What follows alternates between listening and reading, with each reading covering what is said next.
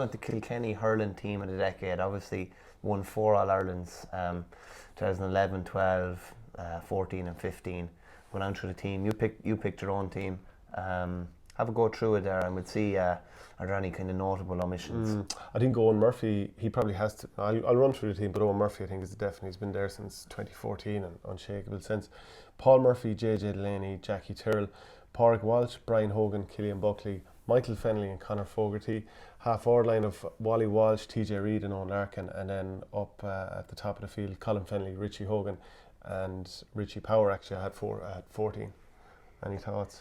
Yeah, just going through it, like Owen Murphy picks himself realistically, and again, like PJ Ryan was there for a couple of years, David Herity was there, and then Murphy has brought unbelievable stability. I think he could go down as the best goalkeeper of all time if he stays fit for the next 3 or 4 years. Full back line, I'd be happy enough, yeah. Well, see, Paul Murphy won, is it four All-Stars in a row? He won 4 and 5 years, yeah. He won 11, 12, 14, 15. Yeah. JJ Delaney's obviously in there, he's probably their GOAT full back. Yeah. And also he was brilliant corner and wing back when he was out there. Jackie Tyrrell has definitely done enough. Like, a lot of what he did brilliantly was at the very start of that particular decade, but there's nobody who has come near his form in the years since he was in the team. Even close, yeah. So it has to be him. Number 5 is between the two Walshes, realistically, isn't it? It's between Pádraig and Tommy. Yeah, but Tommy's best stuff was done in the previous decade. But you're still talking about, he had a good year in 10, All-Star in 11, All-Star in 12. He actually played all right in 13, apart from the Danny Sutcliffe game in the replay. And he didn't play that much in 14. Still played 4 years and won 2 All-Stars. Do you remember he actually started one of those games against Galway in Leinster in 2014 at wing forward? That's right, yeah. I think he might have even been on Irlatanian for a while. Yeah, he was, I remember that, yeah. He gave a lovely ball into someone for a goal at some stage in that game in Tullamore, yeah. But Pádraig, who kind of came on the scene as a bit of a forward, I think he might have been wing forward in 2015, centre forward for the 21s. But like, he really took on the mantle, especially when he was wing back. But then having to go full back because they had nobody to fill in for after JJ Delaney. Yeah. Gave some great performances there. Had a couple of difficult days too. I remember a couple of big guys went in on him and it probably didn't suit him brilliantly. Jason Ford caught him in a league final fairly badly as well, didn't he? Remember Jason Ford got 2-12 in that 18 league final. But Pádraig Walsh came in from the cold in the 14 final, didn't he? 14 final replay. And he's basically been fairly outstanding ever since, in fairness to him. Probably Tommy just doesn't have enough done in that decade. In that particular, because his dominant stuff was definitely in the noughties. So if you're going for a team in the last 100 years, realistically he's in it. Yeah, of all counties. Yeah. So some people would. I remember doing a team of the decade between all the different counties, and people were freaking out with me that didn't have Henry Shefflin in it, and I don't have Henry Shefflin in the Kilkenny only team of the decade either, because I just don't feel he's done enough in this decade. Now, he was injured for the 2010 final, obviously went off after 13 minutes. So it's not his own fault, but his impact wouldn't have been huge there. Sent off in 13 against Cork and an impact sub in 14 and was injured a lot. Yeah. So taking aside the All-Ireland final performance in the drawn game in 12 when he was hurt of the year, actually, in fairness now, it's a big thing. It's a big one, yeah. But like, you're basically taking 11 and 12. That's basically what you're working off. Yeah, like there's a body of work over a decade there. Obviously, no player here played every single game in the decade, I don't think. But like Wally Walsh, man of the match in All-Ireland final, really consistent performer that they've hung their hat on many times. And he's had a couple of days where it hasn't worked out for him either. But he's someone that they've been able to rely on for a number of years. Yeah, in a team that isn't as strong. Yeah. TJ Reid goes without saying, we don't need to justify that. Owen Larkin up until he retired in 2016. Like, I remember, was it the Leinster final against Galway in 2015? Again, this Kilkenny team was looking a little bit like they were transitioning. They weren't playing that good. He scored 4 or 5 points from play, and definitely was an all-star as far as I was concerned that year. Colin Fennelly definitely performed really well over the course of the decade since coming on the scene in 2011. Like, remember the hook with his head on Lar in the 2011 All-Ireland final. Somebody hooked him with his head and had to go off bursted. It's kind of mad to think he's been around basically ever since then. And again, he's been one of the go-to men in the full forward line when they've been struggling, and he scored and maybe How good was he against Limerick in the semi-final? Actually, he was unreal. Like, yeah, and obviously Ballyhale probably doesn't come into it, but he's been unbelievable with them as well. Like, in fairness, he's got some amount of crucial goals for his county in the last decade. In fairness, yeah.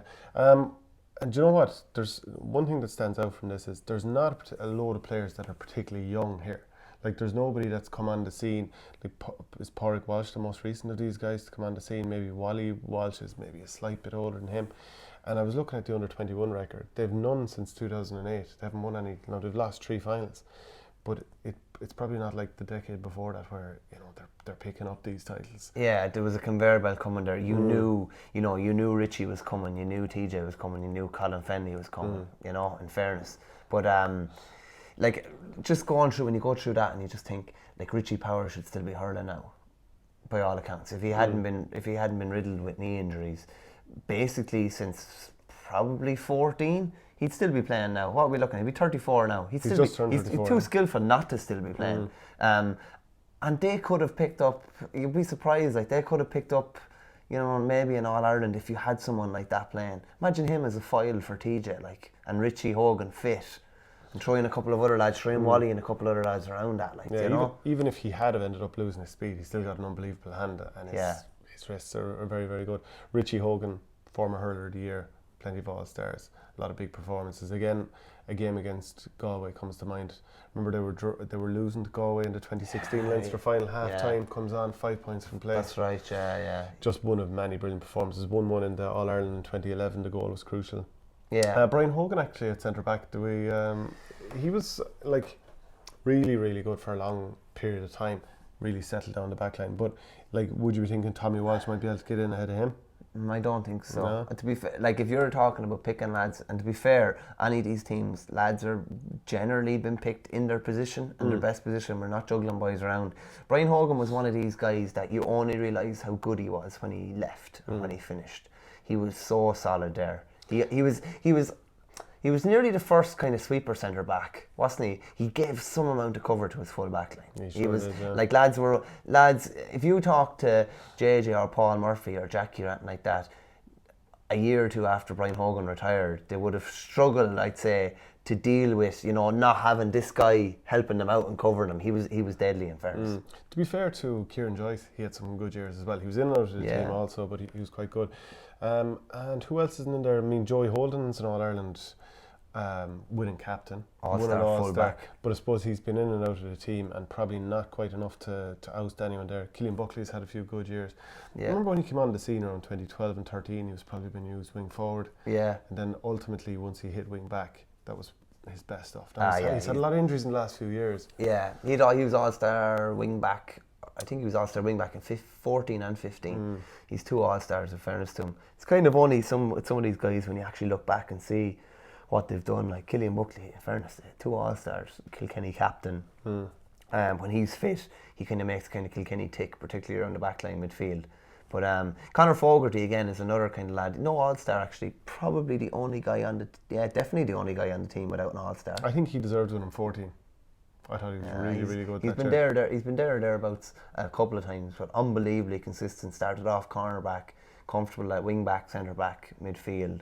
Generally, always does a job to a high level for you as well. And sort of guy Cody loves, I'd say. Kind of tells you a fair bit about the lack of other options at midfield. That in All-Ireland finals at different times, you had Richie Hogan playing midfield in 2012. You had TJ Reid starting midfield in 2016.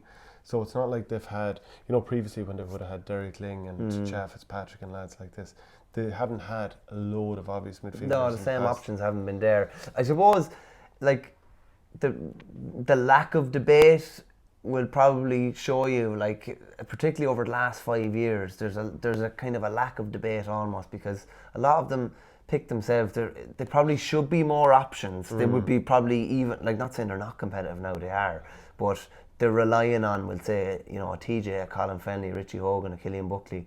If they probably would need more lads in the mix to be really competitive over the last couple of years and into the next couple of years. Would be interesting to see. It's a fair outfit too. It's not bad, to beat most.